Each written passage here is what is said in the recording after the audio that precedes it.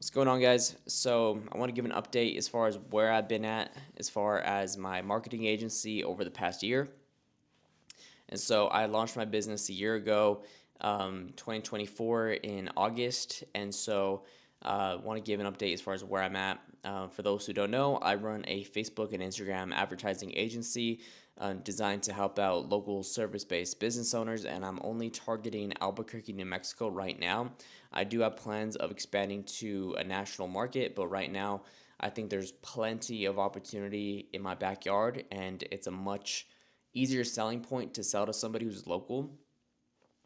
I think people just there's a little bit more trust there, and so I think now is a great time for me to stack as many testimonials as possible and just work with as many people here as possible. And so yeah, I mean it's been going good so far. My first year did I did six figures in revenue. That was cool. Um, that said, I've had to learn what it takes to have good profit and understanding. Yeah, there's one month maybe where I cleared $20,000 in one month, but I may be spending 16,000 of that on team members, on merchant fees, on ad spend, on all these different things that come along with running a business, right? And so it feels like spinning my wheels sometimes because it's like, all right, I mean, it doesn't feel like spinning my wheels because I know that I'm making progress. It's more of just now I have to find ways to not only increase my revenue but also maintain profitability without having such a big overhead, right? And so part of doing that, I think, was a couple strategic moves, which is, and ironically enough, is spending more on ads because my numbers are pretty good when it comes to getting clients from Instagram ads. Right now, I this past month in September 2025, I spent a little over $1,000, about like $1,100 total on Instagram ads. And those are kind of mixed bag as far as like different strategies that I was running, but total ad spend 1.1K. And at the end of the month, it resulted in $5,000 cash collected. And so, and that's not including two, potentially three different contracts that are still in the works right now. One of them is like a verbal yes, and so, but still haven't gotten cash, so I'm not really counting it. But I digress. Point being is I got a 5x ROAS on cash collected. Really within like a couple weeks of me running these ads that I ran in September, and then over the summer I've also been running more ads and seeing anywhere between like a 3 to 7x return on my ad spend in 30 days. And so, with that, that's great information for me to know because it knows that I know how to get clients and I know what my numbers are in terms of if I spend more on advertising, I'm going to make more money. And so I can kind of predictably scale or I can predictably um, predict, I guess, and scale up my business by just knowing if just put more in ad spend and actually build out a team to help me manage these leads so that we could close more deals, right? So with that, it's been a lot of work to put together a marketing, sales, and fulfillment system so that I don't need to hire a bunch of people. Um, I'm not wasting a lot of money. Going back to my point of staying profitable, because ultimately, I think a big thing in the agency game is flexing what your top line revenue is. Like everybody's always flexing their 60K months, their 100K months, their 200K months, but nobody's really ever talking about what that profit margin is for the business owner. And I'm sure it's still, it's good. You're still probably clearing like at least 10K profit, with those bigger, higher ticket months. But not as much as you should be for flexing that you're making $100,000 a month. And so no hate on like those other people, but I'm living it firsthand and I'm seeing that it's not just about how can I get as much revenue in the business as possible, how can I take on as many jobs as possible. It's like you're you're going to run yourself into the ground. You're going to work for free. You're just going to do a lot more work and make a whole lot less money if you're not strategic as far as what type of jobs you should be taking on, and making sure that you could scale up predictably by not changing too many things when it comes to your service delivery, when it comes to your marketing, when it comes to your sales process. It's really keeping things very uniform, and obviously knowing when to pivot out of a strategy that you're using, or like let's just say knowing when to um, add an element into your fulfillment system, or knowing when to remove an element from your fulfillment system, or same thing on the sales side, knowing all right, how can I always make sure that my sales script and framework is always being optimized. And a big part of that too is just getting on more calls where you don't even need a script. um, Also, this video is just really meant to be a ramble as far as just kind of where I'm at, just a big brain dump. I'm going to be making more videos like this that are just kind of more off the cuff and not really structured, but there'll be some structure to it. But point being is, yeah, just get the thoughts out there and then kind of figure out how we can organize these later.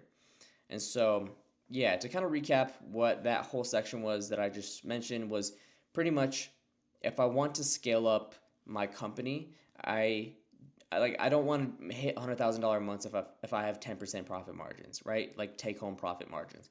Like, how can I get to, let's say, $50,000 a month with 60% profit margins? And so, like, I feel like that's a much more comfortable spot for me to be at.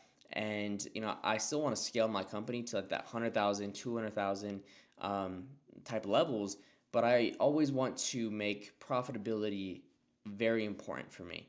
And that's not to say that I won't be willing to spend more on ads and kind of take away some of my profitability if they don't work on certain months. Like, I definitely want to grow this thing, but at this point, I'm at a point where I don't want to hire locally. I don't want to hire somebody, because I did have somebody who was working for me full time, and he's great. I really enjoyed our working time together. But I was paying him, like, in total with like taxes and some other fees that came along with it at the very end, it came out to like paying $3,500 a month to this person. And that's, for a startup business, that's just eating cash flow is a big thing. And so now that I moved him over to be more of a subcontractor for me from like time to time, and so like he'll still help me out with like certain jobs, but really I've scaled him back, and I've just been handling all these clients by myself, and just been still running ads. And not to say that things haven't been like a little bit more hectic, and I've felt like a little bit's been more on my plate, but it honestly hasn't been so overwhelming to where I can't handle it. And so I think that's because I've moved away from doing heavy video edits, and I'm now really focused on how can I run ads for people, and making sure that I am still creating content and still running, still making them good ads, but only doing that once every 3 months or something like that. And so the actual workload in terms of like shooting, scripting, editing, that whole workload is drastically lowered, and I'm able to charge more for what I do because it's more results based. And so that's the only way that this offer could ever scale. If I ever wanted to get to, let's say, $100,000 a month with charging people locally $1,500 a month to manage their social media, I would need, I don't even know how many clients that is. It's a lot of clients on a monthly basis to hit that number. And truth be told, profitability on it, I would still need to hire more people. It's just not feasible, right? And so what I've transitioned my model to be more of is selling high ticket, kind of more done with you advertising services. And so I'm not going to get too much into the weeds as far as what that looks like for me to deliver on.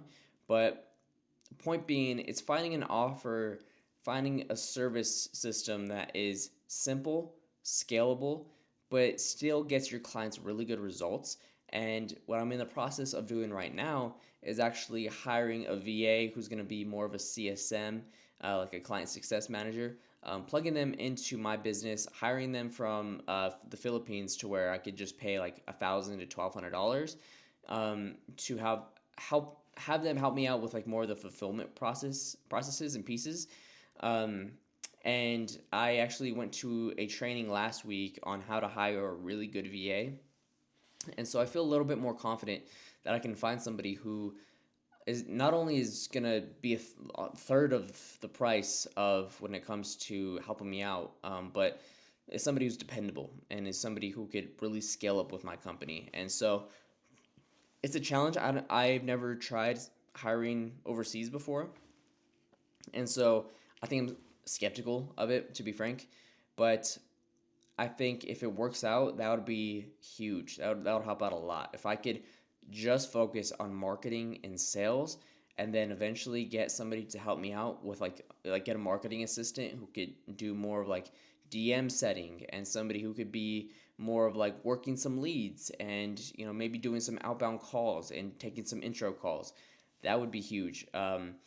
But as of right now, a client success manager would be my number one priority, because I would want to focus my efforts on marketing and sales, and spending more on ads, and just having a better lead nurturing system to where if somebody's following my Instagram, they get message. If somebody is, they opted into my ads and they gave me their name, phone number, email, they're getting a phone call within minutes of them submitting their form, obviously within reasonable times, right? And so, yeah, having a system like that where people are getting followed up with, and then I'm just working this market like crazy. Like, I think a lot of people, at least my competitors here locally, they focus so much on the fulfillment pieces. Like, I just see the people who are my quote unquote competitors, and they are always posting about them doing, the work. Like, it's them doing the work of like fulfilling on client projects. Which, I mean, I don't mean to hate. I think there's like people who that is good because they want to work with that person. Yeah, it's like a tattoo artist, for example. Like, you are the person who sells it and also delivers on it. Fine, completely fine. I, however, want to move away from that as much as possible. I still want to have my hand in the client success side, mainly because I really want my clients to see results with my services. Um, and so I want to put together more of a system for that. But the biggest thing is putting together a really good SOP system that a client success manager could use, and so that they can just get plugged into it and that they can get our clients really good results. And so it's kind of like my brain acting out in systems as well as training my client success manager. And so, um, yeah, that's kind of the hope right now. But ultimate goal is to be super profitable with what I'm doing.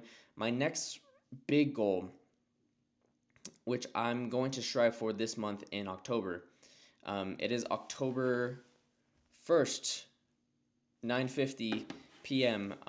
2025. It is October 1st, right? At the end of this month, I want to look at my books and say that I had very high profitability, and I made $20,000 in revenue. And so I'm just going to put it out there. I want to say 50% margins, net margins on my business. I think that's doable. And so it may not shake out that way. If I get this client success manager, it might be a little bit more, or it might be a little less as far as like margins concerned. But I would say 50 is good, 40 minimum. 40 is my minimum on that. So $20,000 in revenue, and having 40% net margins. And so, yeah, I'll keep you guys updated at the end of the month. It's a little bit, it's not that long. It's 14 minutes. But I'll keep you guys updated on what's going on. Thanks for watching. Peace.